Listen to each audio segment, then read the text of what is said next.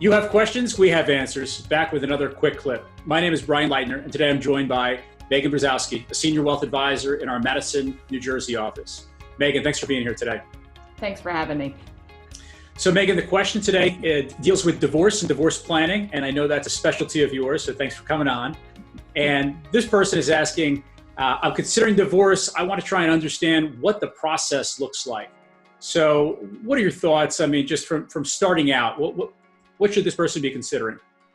Well, I think one of the first things that when someone's considering or contemplating going through a divorce is, do I really want to do this? So I always recommend if someone is not seeing a therapist to start there and kind of talk through of, okay, I think I want to get divorced from my spouse.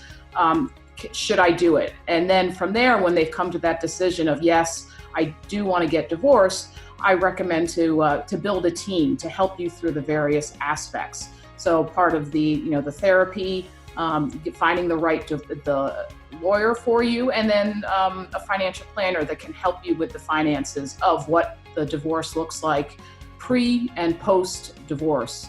So I would say starting with building a team would make sense. And I know you talked about, I mentioned the fact that divorce planning is your background and finding folks that obviously have been through that process with others. And with the divorce rates being around 50%, again, still very common. So common to find planners with backgrounds such as yourself. In regards to building the team, who should they call first? Should they call the lawyer first? Should they call the advisor first? What does that look like if, again, they're starting from scratch? Sure, and I say it depends on the situation. So what I have found is that when someone wants to go through a divorce, they will seek out a friend or a family member that has been through a similar process. And that friend or family member will then say, oh, well, you need to talk to the attorney I dealt with. Or, oh, you should go talk to the financial planner that helped me to figure out the finance piece. So there really is no right or wrong answer, because as a financial planner, I will recommend to go see a therapist and an attorney. And on the flip side, the attorney should recommend, depending on the situation, yes, we need to bring in a financial neutral in this situation, or we need to talk to a therapist about how to deal with these issues. So it really depends on how the person comes to you. Of who they've talked to about their experience. So one way or the other, they're going to get a referral to the other experts maybe that they need to speak with, right? That's what in an ideal situation, yes. Sure. And then what documents would be helpful for these advisors to have? Sure. I always say that prior 2 years tax returns are a great place to start. If you don't know where to go, if your spouse takes control of the finances and you just don't know anything about it, which it happens, it's okay, it happens. Sure.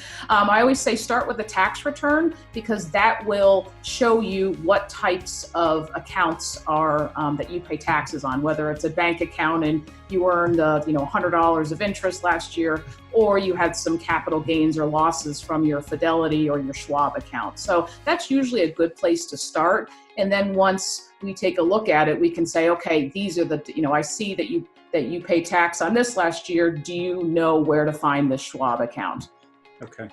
And so, I think it varies, obviously, depending on numerous situations, but the process itself, from the beginning to the end, is there a general rule of thumb on how long that takes, or does it just depend?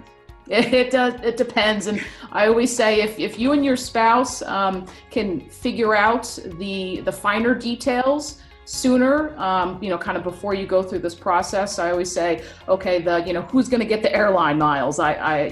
Things like that. If that can be figured out prior, the divorce process, could take less time. But again, it all depends on the courts and how backed up the court systems are, things like that. But just trying to figure out things prior and who's going to get what, and then presenting it to the team of the planner, the attorney, that'll help to speed along the process. Okay, Megan, before I let you go, any other tips that you want to share as it relates to divorce planning from this perspective?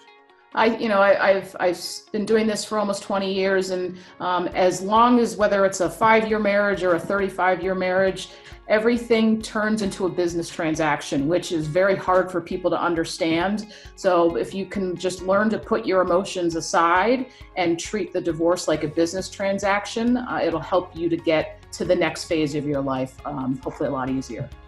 Yeah, that's great advice. I really appreciate that. And you're absolutely right. I mean, it is probably the largest financial transaction a lot of folks make. And equally, if not more important, the personal side of that transaction. So, Megan, thanks again for being here. Really appreciate your expertise. Sure. Thanks so much for having me, Brian. So thanks for watching. And if you or anyone else has questions, feel free to email us at qa@marinerwealthadvisors.com. Thanks for watching.